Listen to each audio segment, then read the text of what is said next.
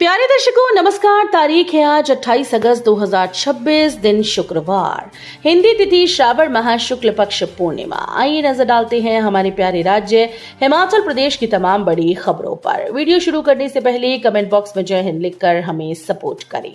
तो चलिए शुरू करते हैं। हिमाचल में स्वाइन फ्लू के 4 मामले, स्वास्थ्य विभाग की विस्तृत एडवाइजरी जारी, क्या करें व क्या ना करें।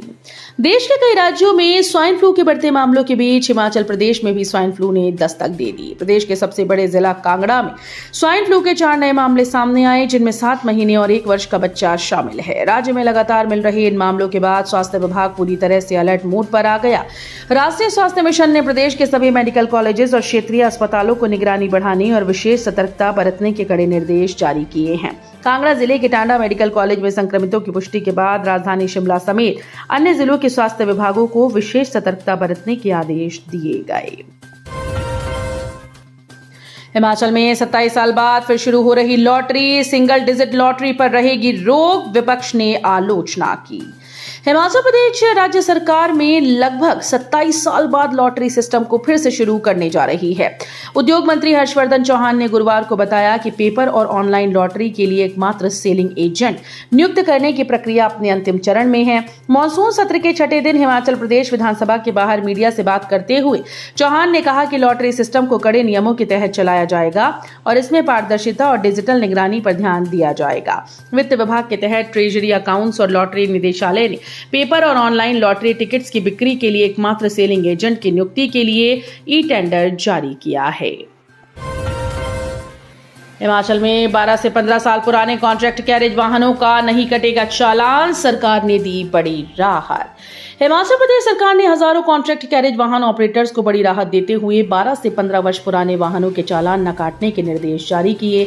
जब तक केंद्र सरकार इस संदर्भ में कोई अंतिम निर्णय नहीं ले लेती, तब तक प्रदेश की सीमा के भीतर चलने वाले इन वाहनों पर कोई दंडात्मक कार्रवाई नहीं की जाएगी। विधानसभा में वक्तव्य देते हुए उप मुख्यमंत्री मुकेश अग्निहोत्री ने यह स्पष्ट किया कि राज्य सरकार वाहन संचालकों की मांगों के प्रति पूरी तरह से संवेदनशील है। उन्होंने कहा कि कॉन्ट्रैक्ट कैरेज वाहनों के निर्धारित आयु सीमा को 12 वर्ष से बढ़ाकर 15 वर्ष करने का प्रस्ताव केंद्रीय सड़क परिवहन और राजमार्ग मंत्रालय को भेजा जा चुका है और इस पर केंद्र सरकार से निरंतर प्रभावी पैरवी की जा रही है। सिरमौर में भारी बारिश से जनजीवन बेहाल, चंबा में NH 907 पर आया भारी मलबा, थम गया ट्रैफिक। हिमाचल प्रदेश के सिरमौर जिले में वीरवार को भारी बारिश के कारण सड़कों पर पानी और मलबा आने से यातायात प्रभावित हो गया। नाहन कुमार हट्टी राष्ट्रीय राजमार्ग 907A पर चबाहा के समीप सड़क पर मलबा और पानी आने से 2 घंटे के लिए वाहनों की रफ्तार थम गई। इस कारण सड़क के दोनों ओर वाहनों की आवाजाही प्रभावित रही, जिसके चलते कई किलोमीटर दोनों तरफ लंबा जाम लग गया।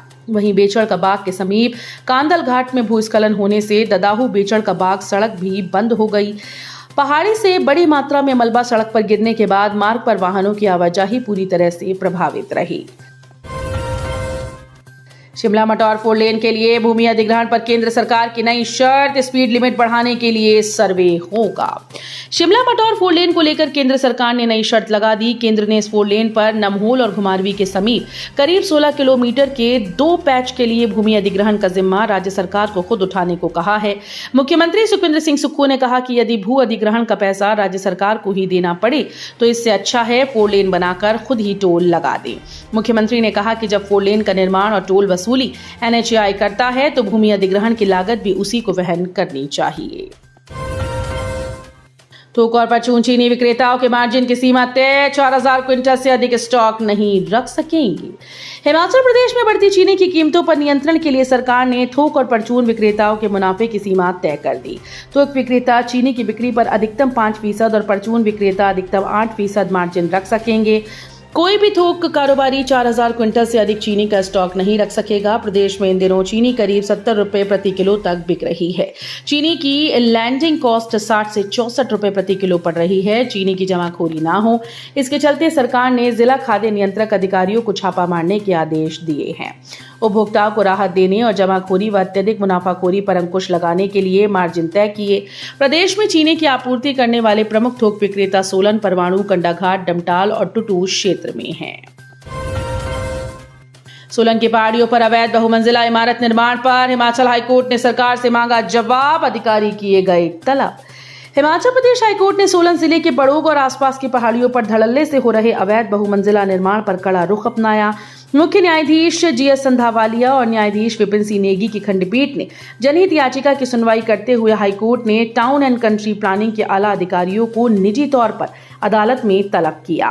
कोर्ट ने राज्य सरकार को यह स्पष्ट करने का निर्देश दिया कि कृषि और वन भूमि को समतल करके बाहरी बिल्डर्स के द्वारा बहुमंजिला इमारतें कैसे खड़ी की जा रही हैं। कोर्ट ने पूछा कि क्या ये एचपी टेनेंसी एक्ट के नियमों का उल्लंघन तो नहीं, जिसके तहत गैर हिमाचली और गैर कृषक व्यक्ति सीधे कृषि भूमि नहीं खरीद सकते। लाहौल की 6048 मीटर अज्ञात चोटी पर पहली बार लहराया तिरंगा, गिमनर सिंह ने रचा विश्व रिकॉर्ड। प्रदेश के साहसिक खेल इतिहास में एक नया स्वर्णिम अध्याय जुड़ गया है। लाहौल स्पीति जिले में स्थित 6048 मीटर ऊंची एक अज्ञात व अछूती चोटी पर 10 सदस्यीय पर्वतारोही दल ने पहली बार सफलतापूर्वक चढ़ाई कर तिरंगा फहराया। इस ऐतिहासिक अभियान के दौरान अटल बिहारी वाजपेयी पर्वतारोहण और खेल संस्थान मनाली के पैराग्लाइडिंग अनुदेशक गिमनर सिंह ने इस 6048 मीटर ऊंचे बर्फीले शिखर से पैराग्लाइड करके नया विश्व रिकॉर्ड स्थापित किया है। वो इतनी अत्यधिक ऊंचाई से पहला सफल पैराग्लाइडिंग अटेम्प्ट करने वाले दुनिया के पहले व्यक्ति बन गए हैं। कसोल में वन भूमि को कचरे से मुक्त किया गया, कुल्लू प्रशासन ने एनजीटी को बताया। हिमाचल प्रदेश के कसोल में जंगल की जिस जमीन पर कचरे का ढेर लगे होने के वीडियो सामने आने के बाद राष्ट्रीय हरित न्यायाधिकरण ने संज्ञान लिया था, अब उसे साफ कर दिया गया है। कुल्लू प्रशासन ने इस संबंध में की गई कार्रवाई की रिपोर्ट एनजीटी को सौंप दी है। प्रशासन ने अपनी रिपोर्ट में बताया कि मनाली के पास अंगरी स्थित ठोस कचरा प्रबंधन संयंत्र के द्वारा कचरा लेना बंद किए जाने के बाद वन विभाग ने अस्थायी तौर पर नगर निकाय के कचरे को रखने और अलग करने के लिए जमीन की पहचान की थी।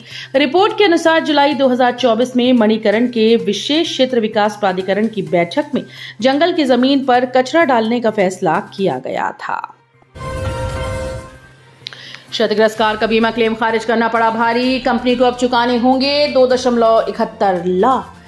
हादसे में बुरी तरह से क्षतिग्रस्त कार का बीमा क्लेम खारिज करना बीमा कंपनी को भारी पड़ गया। पंचकुला स्थित जिला उपभोक्ता विवाद निवारण आयोग ने मामले में बीमा कंपनी को वाहन की बीमित घोषित कीमत का 75% यानी 2,61,075 रुपए देने के आदेश दिए हैं। इसके साथ ही शिकायतकर्ता को मानसिक परेशानी के लिए 10,000 और केस खर्च के रूप में 5,500 रुपए भी देने होंगे। शटर के बाहर खड़ी स्कूटी ने जला डाला पूरा बुटीक, 15 लाख का नुकसान। जिला मुख्यालय कुल्लू के ब्यासा मोड़ पर वीरवार को एक अग्निकांड सामने आया। एक खड़ी स्कूटी में लगी रहस्यमयी आग ने देखते ही देखते एक पूरे बुटीक को अपनी भयानक चपेट में ले लिया। इस हादसे में बुटीक संचालिका के लाखों रुपए का नुकसान हुआ। हालांकि गनीमत ये रही कि दमकल विभाग ने समय रहते मोर्चा संभाल लिया, जिससे आसपास की संपत्तियां जलने से बच गईं और कोई जनहानि नहीं हुई। चरस के साथ बाइक सवार 2 युवक गिरफ्तार, मामला दर्ज। पुलिस जिला नूरपुर द्वारा नशे के अवैध कारोबार के खिलाफ चलाई जा रही अभियान के तहत पुलिस टीम ने मलोट पुल के समीप औद्योगिक क्षेत्र मोड़ पर नाकाबंदी कर बाइक को रोका। तलाशी लेने पर bike number PB 35A S0996 से 402 ग्राम चरस बरामद हुई। पुलिस ने मौके पर कार्रवाई करते हुए 2 युवकों को 402 ग्राम चरस के साथ गिरफ्तार किया। 434 श्रद्धालुओं ने पैदल और 64 हेली टैक्सी से की मणिमहेश यात्रा। श्री मणिमहेश यात्रा के तहत वीरवार को भी श्रद्धालुओं का मणिमहेश धाम की ओर जाने का क्रम जारी है। उपमंडल अधिकारी भरमौर अजय कुमार सिंह ने बताया कि वीरवार को यात्री पंजीकरण के आधार पर हड़सर से श्री मणिमहेश के लिए पैदल यात्रा मार्ग से 434 श्रद्धालु रवाना हुए। उन्होंने बताया कि श्रद्धालुओं की सुविधा के लिए हेली टैक्सी सेवा भी संचालित की जा रही है। शिमला हमीरपुर नेशनल हाईवे पर ट्रक और टैक्सी की भीषण टक्कर, JICA प्रोजेक्ट के अधिकारी की हुई मौत। हिमाचल प्रदेश के हमीरपुर जिले में शिमला हमीरपुर नेशनल हाईवे पर एक सड़क हादसा पेश आया, जिसमें एक व्यक्ति की मौत हो गई जबकि दूसरा गंभीर रूप से घायल हो गया। हादसे में मारे गए व्यक्ति की पहचान राजस्थान के उदयपुर निवासी डॉक्टर योगेश चंद्र भट्ट के रूप में हुई, जो कि हमीरपुर में कृषि विभाग के अंतर्गत चल रहे जायका प्रोजेक्ट में बतौर सलाहकार अपनी सेवाएं दे रही थी। तो ये थी आज की फटाफट खबरें। हम मिलेंगे अगले बुलेटिन में, तब तक के लिए धन्यवाद। जय हिंद।